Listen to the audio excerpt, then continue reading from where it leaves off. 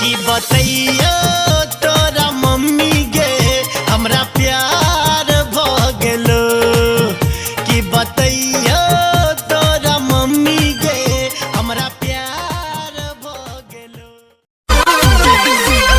रीम झिम बरसता सावन के बदरिया बांधी दन माथे भोले नाम के पावरिया।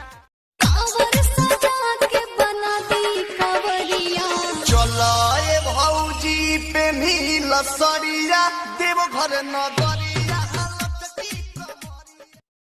गाड़िया चला बेला पला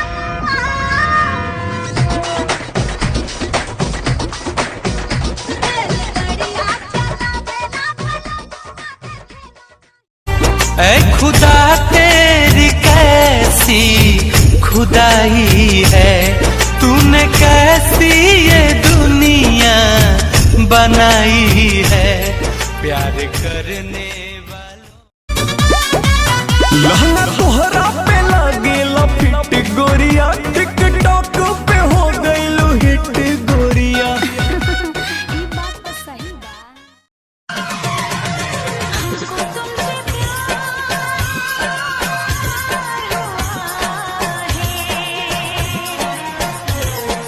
जीना दुश्वार पास आने का अच्छा बहाना है। क्या करूं मैं कि मौसम दीवाना है। तुम्हारी नजरों में हमने देखा अजब सी चाहत झलक रही। ना कोनो हाट ना बजरिया से होला, उमरिया के रोग है नजरिया से होला।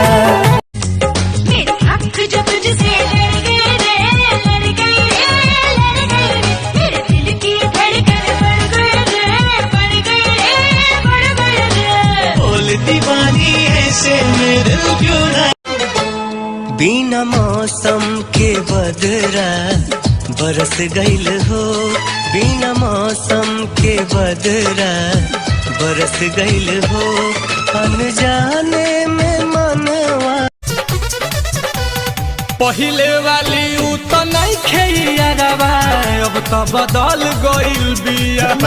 कि मदद से रहे मोबाइल पर बिजी, हाथ से निकल गइल।